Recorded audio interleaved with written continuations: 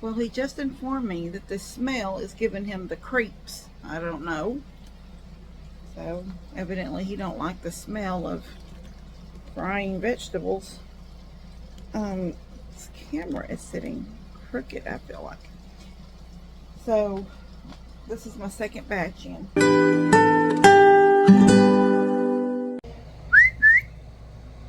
She is very, very vocal this evening, Rosie.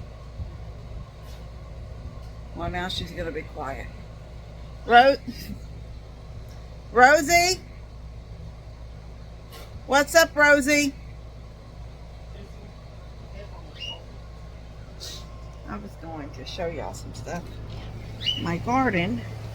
Rohan, it is hot out here. Don't stay on this porch. Rohan, come on. I had a very relaxing, actually, day today. I didn't do anything. I mean, no, like, work. I didn't go to mom and dad's and do a job. I didn't do anything here. I got dressed this morning. I had a doctor's appointment. My blood work it was just a follow-up to last week was my doctor's appointment, and they took blood. It was time for blood. She wants to check my blood more often because I'm using that progesterone cream. So she also wanted me this entire week, from last Tuesday to this Tuesday, she wanted me to take my blood pressure morning and evening.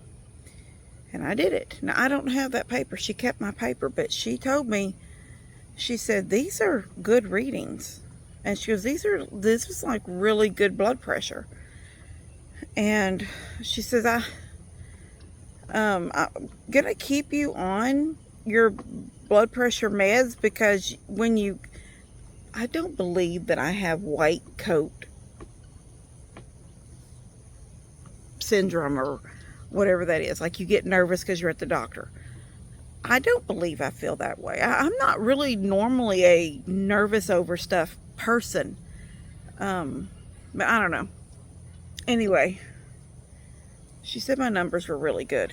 And, I may fluctuate and have some high blood pressure off and on through the day or whatever. Like this morning while I took my blood pressure cuff. And so I wanted to compare mine to what theirs is. Now, my top number was 140. I don't remember what my bottom number was. It was like 72 or something. Well, 120 over, 120 over 80 is supposed to be like good, and anything so much below, I don't know. But anyway, that was with my cuff. But with their cuff, it was lower. I did mine first, and then she wrote the numbers down for mine on a piece of paper. This is just a little nurse. She wrote my numbers down on a little piece of paper on like the corner of my paperwork, and then they did it with theirs. Now, I have the arm cuff up here. They have that little wrist cuff, and but theirs was 129 over something. So we were like, oh, my cuff was saying higher than their cuff. So, I mean, did my blood pressure go down?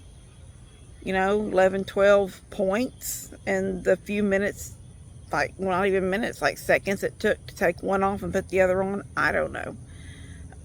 But the readings on my paper on the week of taking it, morning and evening, with the cuff that I have, they were good. And I knew they were good. I mean, there was like some random 136 over something one or two times, like in the 130s, but most of the time it wasn't. It was 118, 116.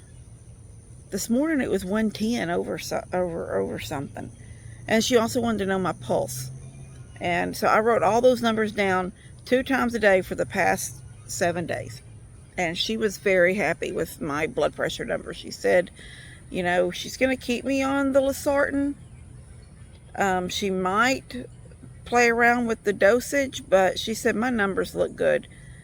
So, but she is going to up my thyroid meds. She said my thyroid numbers, she was showing me these numbers, and I don't understand the numbers. I'm not a doctor like that or a person that knows the numbers like that. But she said my thyroid numbers were very, are they higher and they need to be lower, or they need to be, I can't remember. But my numbers, my thyroid numbers were not good. So she's going to up my thyroid meds is something else, and she's going to give me an estrogen patch that she said I change it twice a week. So I don't know what all is going to happen with that, but that's all like your woman menopausal stuff. It has, it's not like other stuff, but I really wanted I felt like if we could get my woman stuff, my menopausal stuff, because I'm at, that's where I'm at in my age. If I could get that under control, then maybe the other things would mellow out. Anyway, so I don't know. But she was really happy with my numbers besides those couple of things. She's going to tweak the numbers on the thyroid, and she's going to give me an estrogen patch. And so that's this morning. And when I come home, I went ahead and got Levi a hamburger. And then I come home and I did some stuff on my phone. Paid a couple of bills online, and sort of went down my. I keep a. I have like a tablet, and it just says. I'm gonna tell you, it's a Manila folder. And I cut it in half. I pull up at the where it folds. I pull it in half, and then I cut that. I don't cut. I fold that in half, so it's like a little book, like not much bigger than my hand, the half of the manila folder, and then it's halved, anyway, and then I write bills, and then I have what things come out of my bank on one side and what things come out of my because through that AdSense, through our page, we're paid through PayPal. So I have a PayPal card, and it's a checking account. I mean, we don't carry checks to it, but it does have a routing number and a checking. Anyway, so I have things wrote on this side that comes out of my bank, and things on this side of the page that comes out of that. And there's sometimes when I have to move money from one to the other to make sure all the bills are covered. So I went through, paid a couple of bills, and then made sure all that was still adding up good. And I didn't need to make any kind of moves, any kind of transfers.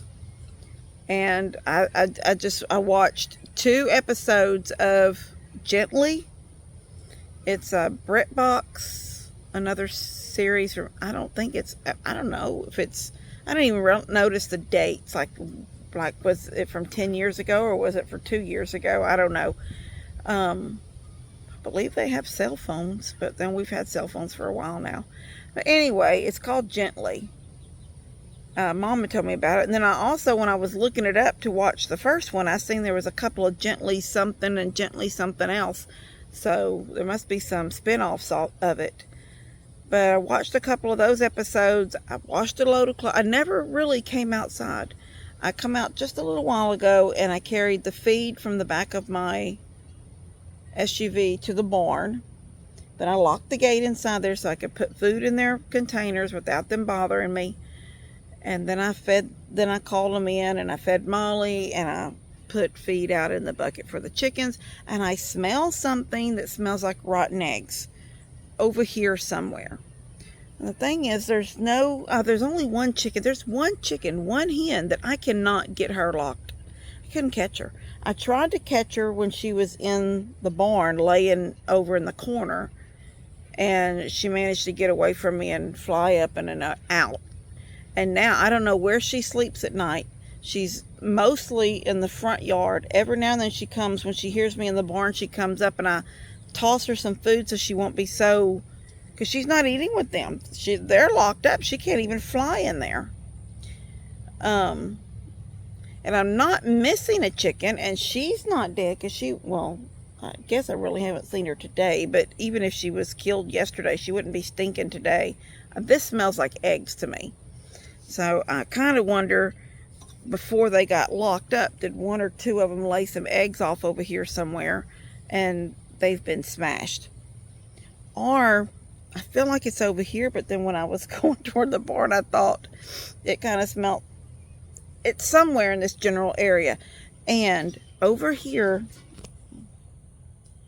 in the stall right there, where Molly's stall was, there's the trough, the feed trough that's built in. It's wooden, it's built in, screwed to the wall. There was some ducks laying, one or two of the ducks, I don't know, was laying eggs underneath that trough. And I haven't been out there to look lately if any eggs are there. And I thought, well, maybe the goats have smashed some eggs over there, some eggs that got old. Yeah, the wind's blowing and I get the whiff, and to me it smells like a rotten egg. It smells like rotten eggs to me. Anyway, what I was going to say was there were some feathers all around the fence, the gate right there yesterday morning. And I was like, it wasn't enough to look like, and there's no more, but there was like a clump of feathers, and it's on my side, on the yard side, not in the chicken coops. Not the chicken side, it's my side. And I thought, were they hers? Like, was she trying to roost there, or did something chase her up against that fence and grab some? But I know she didn't kill her. If that was her feathers, it didn't kill her, because she was in the front yard later yesterday. I seen her in the front yard. She's still just doing her own thing, moving around like she does. She's like a loner now because she don't have anybody with her. I think before the yellow rooster got pinned up, she would run with him. But now she doesn't have, and it's kind of not bothered me too much. So I don't want her to get killed by anything. But her back was bare. She had no feathers on her back. She's just starting to get some feathers on her back again. So it hasn't really bothered me that she's kind of getting a break. So, anyway, I was thinking, I was fixing to check my garden. I'm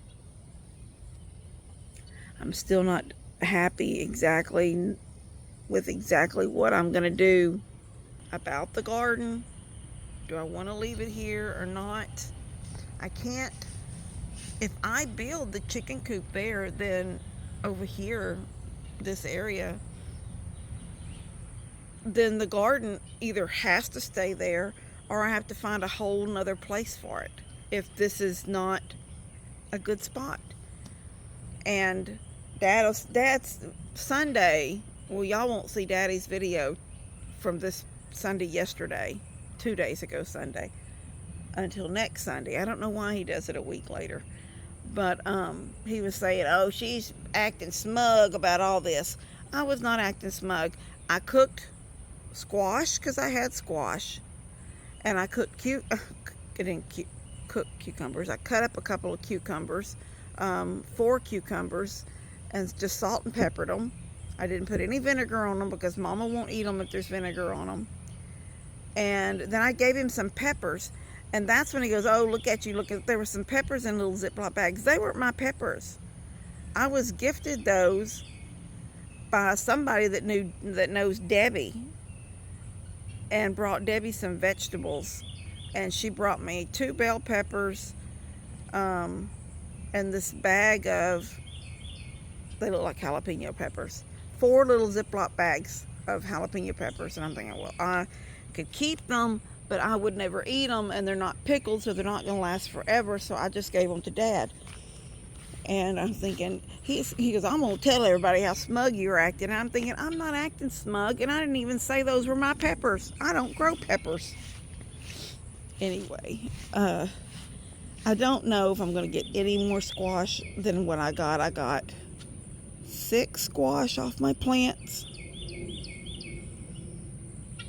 Is all I've gotten. That is very, very not normal.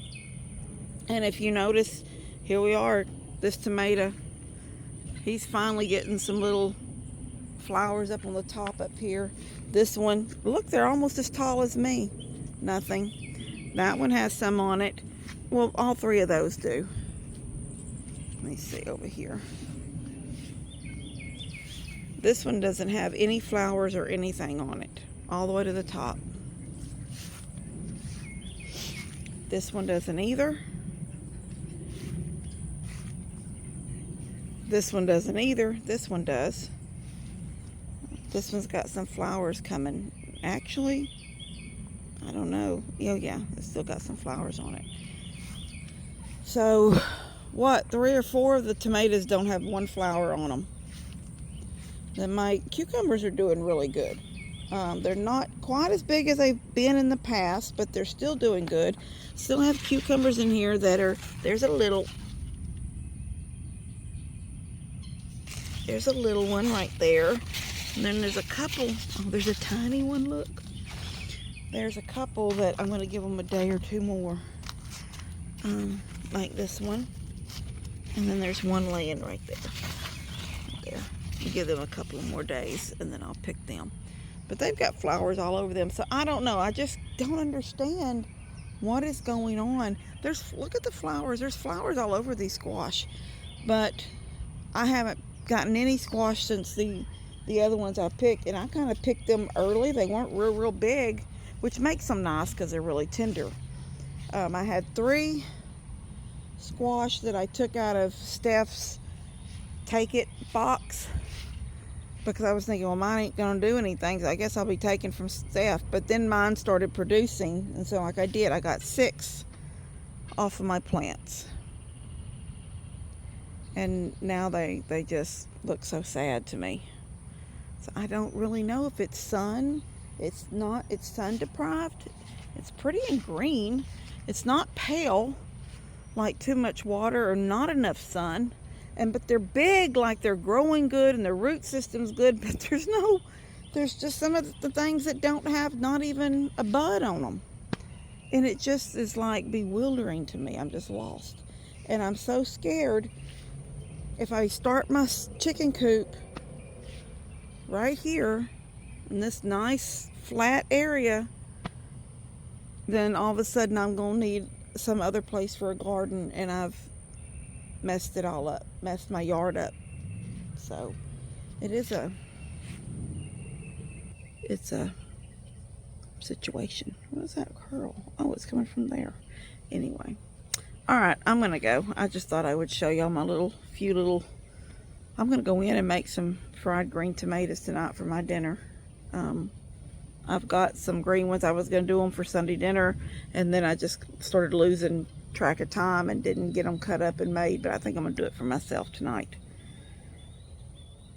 Anyway, I guess I may cook them up and show y'all. All right, I'll see you in a little bit. Okay, I've got some butter flavored Crisco. What are you making? I'm just making me some fried green tomatoes. You want some? I will.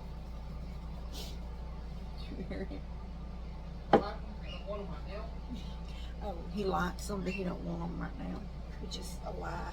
He don't like them. He might would like them if he would eat them. So I'm salt and peppering, but I will actually salt and pepper again when they come out. Let me move you for 1 second while I get me a paper towel.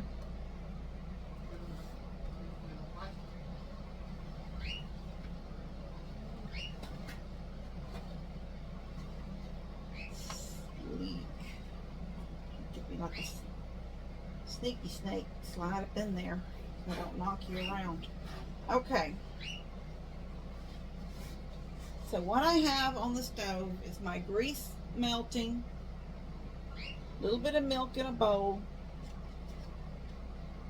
to help bind it to the cornmeal. Now I'm going to get me another paper, oh, I have some right here, paper plate, and put my potatoes, my paper towel. Levi? No. No. I said no. Alright, so I hope that doesn't sound hateful when I said no. Now he's got a room that he can go and watch any of these movies that he wants. Alright, so I'm just doing them in some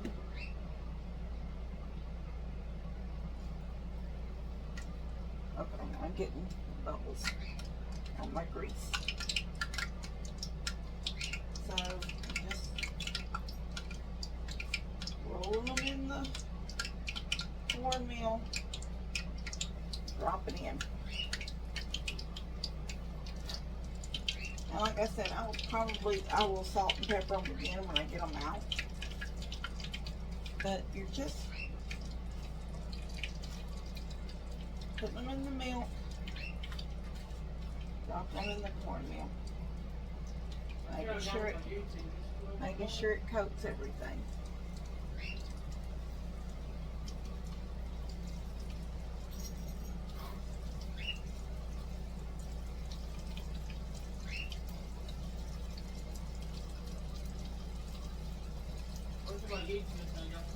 I'll do.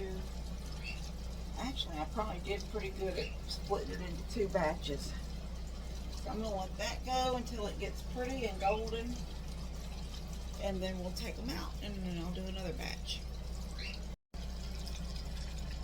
I wanted to try to zoom you in, but it won't zoom in. I don't know why. I wanted to show you how they look after. This is only not even quite a minute. So you can still see the green coming through, but the cornmeal is actually turning a pretty, it's getting kind of golden already. And give it about a minute.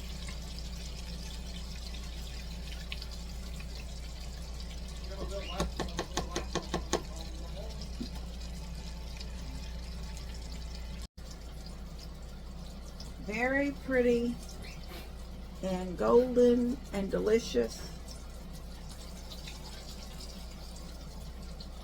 Fried green tomatoes.